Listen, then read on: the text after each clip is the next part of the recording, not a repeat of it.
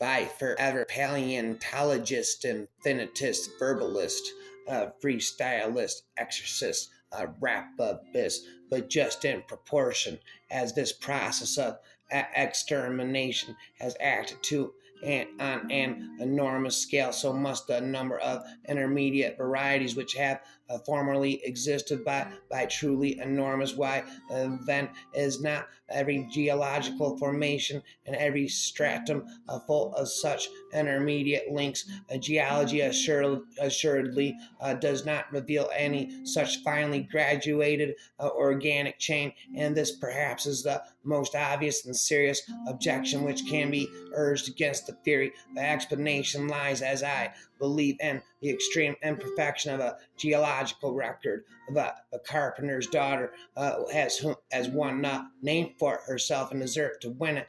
No fossil is burned with its birth certificate. No fossil is buried with its birth certificate.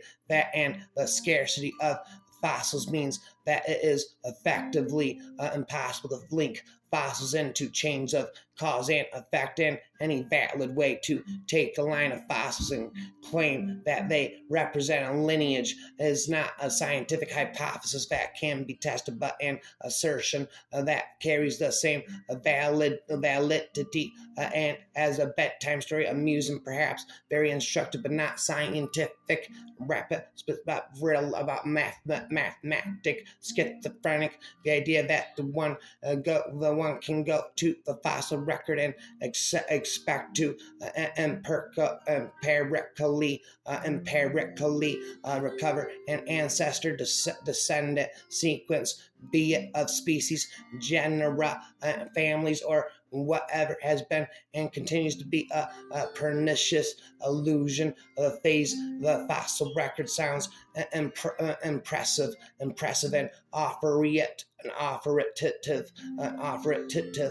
as used by some persons, and becomes as intended, intimidating, taken on the aura of esoteric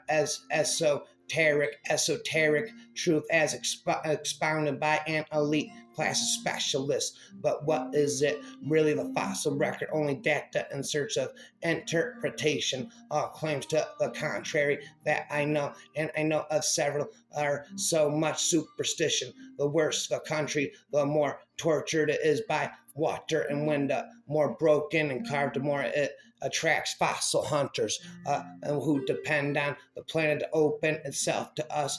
We can only scratch away at what natural forces have brought to the surface.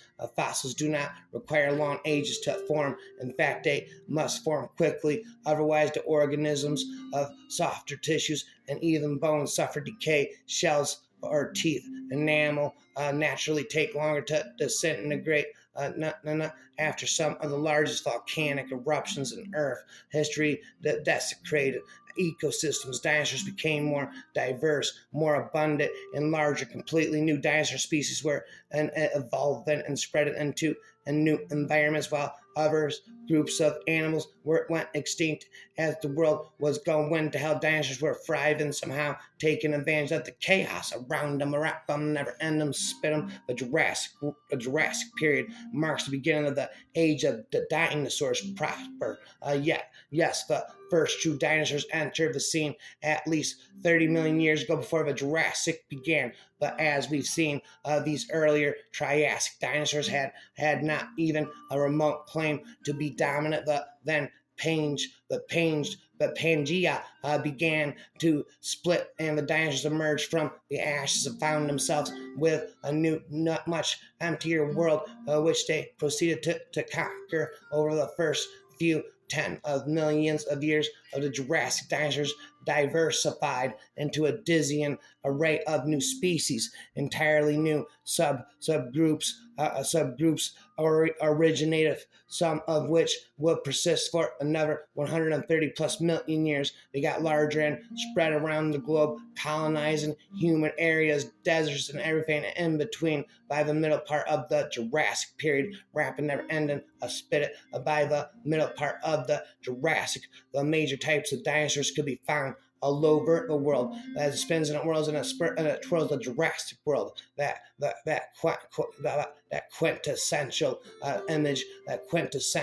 image so often repeated in museum exhibits and kids' books was real life dinosaurs thundering across the land at the top of the food chain, ferocious meat eaters coming in with long necked giants and armored and plated plant eaters, the little mammals and lizards and frogs and other non-dinosaurs cowering in fear, but drinking these beers, spending these years drinking these beers, spitting all these years. The holes in front of us were fossilized tracks, huge one, dinosaur tracks, no doubt. As we looked closer, we could see that there were both handprints and the footprints, and some of them had finger and toe marks. They had the telltale shape of tracks left by sauropods. We had found a 170 million year old dinosaur dance floor records left by colossal sauropods that were about 50 feet long and weighed as much as 3 elephants by forever paleontologist, infinitist, freak stylist.